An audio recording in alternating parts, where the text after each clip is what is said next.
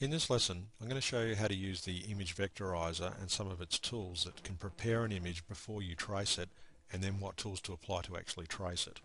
So just go to page 2 here. I'm going to insert an image, and one thing you should do is watch the previous lesson to this so that you can see what the actual image vectorizer is doing. I'm not going to explain that again here because I've already done a lesson on that, so be sure to watch the previous lesson to this.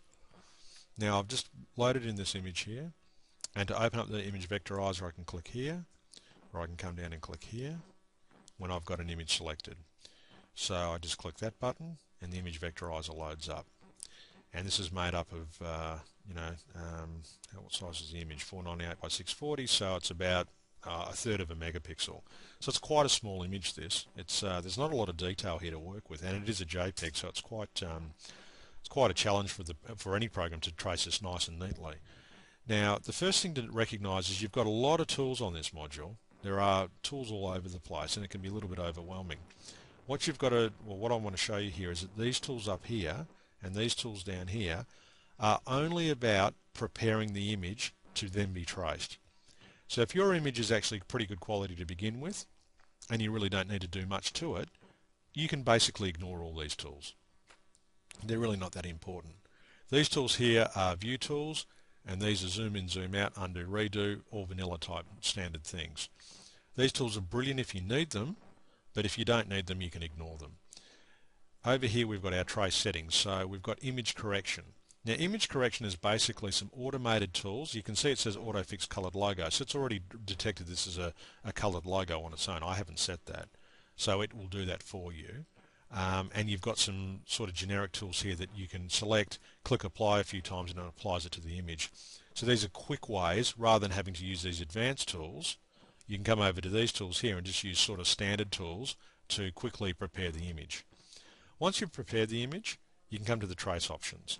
Again, we've made it easy. You've got this drop down, you've got some standard settings here. If I check logo, logo here, you can see how it changes these settings. So you really don't need to get too fussed about these tools unless you've got some difficult artwork or you want to achieve very specific results. The most important tool out of all is the colors, because once you set the colors, that will be the colors that the program will then trace and then return back to the main program. And if I go around and change the colors after I've set all my settings, I'm going to wipe my settings out. So the first thing to do is set the colors, and I can do this by just clicking this up and down arrow. And the first thing you'll notice is how there's this red square or red cross going through this white here. What that means is that's the background color. If I turn that off by right clicking, you can see it shows me the background color here. There's no point tracing white, so we just turn that off. So any colors that have got an X through them, as you can see, if I put an X through this gold color, the crown disappears. Any colors I put an X through aren't traced, as you can see. So it's only the colors that are actually solid here without an X that are actually traceable. So at the moment we're going to trace all these colors. We've got this like dark red, dark green, black, and these two golds. Now there's no point, I'll just zoom right in to show you what the gold problem is there. You can see here's the original, and here's the what the program's saying it's going to trace, and it's trying to flatten this information or take this information, flatten it to simple information to trace. And I can pan around here using this pan tool. And the problem is here I've got this fringing going on, as you can see around the edges, all this fringing happening, which is very typical of the artifacts in a JPEG image. That's why JPEG images are so hard to trace, for this reason. So you've got this sort of light gold and dark gold business going on. That's easily fixed. All we do, if you double click on this, you'll see it brings up the color selector, and you can change the color of any of the colors. I can make all these golds green if I want to, as you can see. Or I can just make them the gold color that they were, or a gold color. Just this one's fine, as you can see. Or I can just reset my colors. As you can see, it brings it straight back. So what I'm going to do now is I'm going to double click on this color, and I'm going to, because all the colors appear in the custom colors, I can select this, click OK, and this color turns into this color, as you can see. So I'll undo that, and I'll show you again. If I double click on this, you can see it's this color here. I can set it to this color and click OK, and it updates it all. Then I can just delete that color like that, or I can leave it there. It's entirely up to me. If I don't want it, I can delete it, as you can see. Now if I delete the first one, then it just sets them all to the same color as you can see there. And I've got this fringing problem going on here. I mean, that's no good to me, that fringing problem. So I've got some of these advanced tools over here to get rid of that. There's this magic brush, which is a great way of just going over and immediately it cleans up, it looks at the main color and it deletes the fringing color, as you can see. So that's one very quick way of getting rid of this fringing color going on. And if I undo that, I can then, I'll just zoom out a little bit. I can also flood fill colors. I might want this crown to be a different color altogether. I might want it to be, say, the red, or say the green. So I select the green, I go to flood fill, and I click that, and as you can see, I can flood fill that to a color. So that's one way you can change that color. Or I can change it to this color here, or this color, the red to the green there. So I've got the flood fill tool. The brush tool here, again, if I want to make all this fringing, I'll just zoom in a bit. Let's say I want to make all this fringing here, and I'll turn split view off to make this easy to see what I'm doing. So if I wanted to, back to this brush here, I want to remove all this fringing going on. I select the color I'm going to work with, and you can see I can just come over here and paint over everything. Now even if I go off over here, it's still making it all this one color. That's quite a good tool just to flatten all the edges to a single color. You can do that using that tool. And you can select the color. You can select colors using this tool. So if I've got a very detailed image that's got hundreds of colors in it, I can come and use this color picker, and I can actually pick any color I want. It'll be added to the list, and then I can make that a trace color. I can also find the closest matches. This is for when I've got very fine artwork. And the great thing with these tools is that if you hover your mouse over them, they'll give you a lot of information about each tool. And each one of these tools is covered in the actual written manual as well, which you can go to and have a look at to get more information about these. And that's the basic way these tools work. Now if I click undo and I look at this fringing here, I've got some generic tools in my image correction which I can now use to fix up some of these problems here. If I go to despeckle here, or first thing is remove detail. We'll start with, we'll go in order here. Okay, so add detail. If you see the first lesson, you'll see how I fix that up with the Citibank logo. That's covered in that lesson, so you should watch that. Remove detail, if I click on that and click apply, you can see what's happened. I'll just undo, and I'll click apply. You just watch around this area when I click apply. You can see how it's removed all this additional detail. The reason we want to do that is very simple. There is no point tracing around this bit of gold here to create extra pieces to cut out. Okay, because that's all that's going to happen. So we want to remove this fringing that's going on. So that the whole point is that we're trying to turn our coloured artwork, our bitmap, into far more simple detail so that when we trace it, what we end up with is the actual image or the text that we actually originally want to get in the first place. So that's why we have these image correction tools.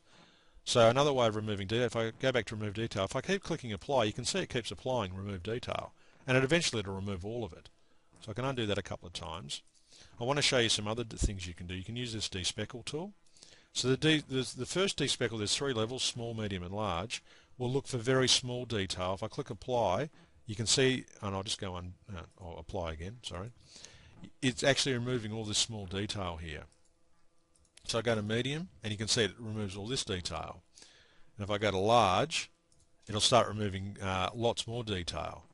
So we don't want to remove too much detail because we need to work with some of it here. So I'll go to despeckle small, and I'll just click that a few times, and I'll go to remove detail, click that a few times, and we start removing all this additional detail here, as you can see. And we start ending up with fairly straightforward information to trace. It's no longer full of all this like additional, it's no longer full of this information that we don't really want to trace. The text looks pretty good here, and as you can see, it's a very small image. There's not a lot of detail here. Now I can zoom to all, and I've basically prepared this ready to trace it now. So the next thing is the trace settings or the trace options. What do we actually want to do? If I come here, I can click on default. I can click this trace now button. It'll go through and trace it all. And as you can see, the result's pretty good. I mean, it's done a very good job of tracing this, and I've got now I can start looking at these tools up here. I can go to wireframe, and I can see it in wireframe. I can look at both. Of course I can zoom in and I can see what it's done. You know, that it's cleaned this image up pretty well and it's traced it away. Now if I get extra detail here, I can come back and start editing the image to get rid of this extra detail, or I can actually change my trace settings. Now this is a critical thing in this module, is that you don't have to keep tracing things and taking them back into the main program and then bringing them back in and tracing and then taking them out again. You can keep tracing. So I can change my settings and keep tracing. So if I go to smoothing here and I turn my smoothing down, bring my corners up and I go trace now, it'll retrace it. And because the program's so fast at doing this, it doesn't take long to find the right settings for your particular piece of artwork. Of course you can use some of these default settings and try those and see the results you get. And if you're happy, click accept down here and bring it into the program, ready to use. Now I'll just show you some of the effects of these things, what they do. So I zoom in here, we can see the sorts of results we've got here. If I turn smoothing all the way on to full smoothing and I click trace now and I zoom into that, you can see what's happened. It's basically smoothed it so much I'm losing detail. I mean, look around here. I mean, that's really not that useful at all.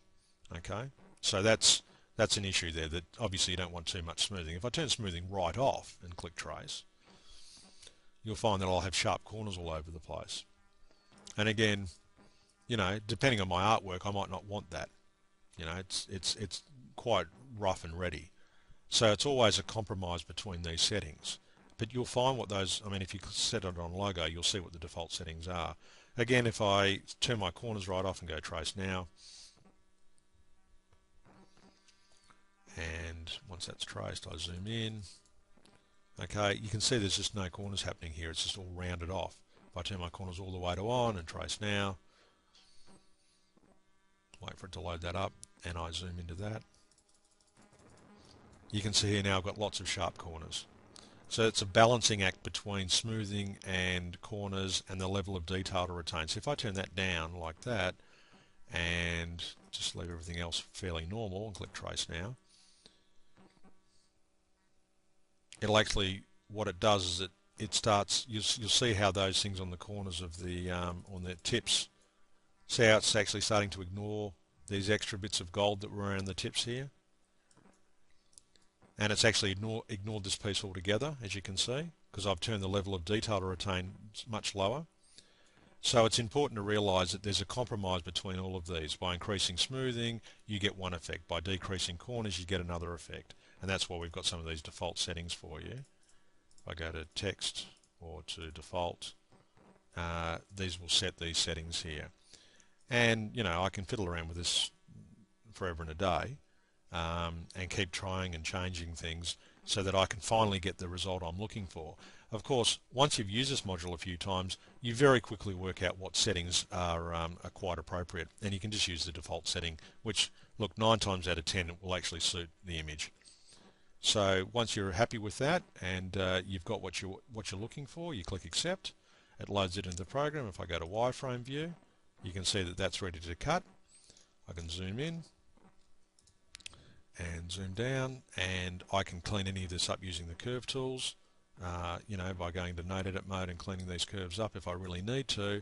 But if you prepare the image a little before you trace it by using those, I'll just bring that image in again. I'll bring another one, this one in. If I just click that there and I come up to vectorize the image there, and I'll just put it in the middle. And we'll set the right number of colors here. By just setting some of these parameters, or actually adjusting some of these colors here, and just using this case, I just use text because it's more closer to text. This I click trace now.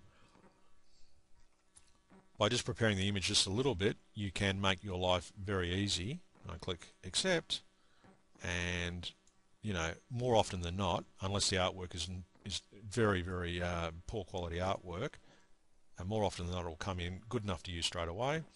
And it's just a matter of experimenting with some of these tools to get it absolutely correct.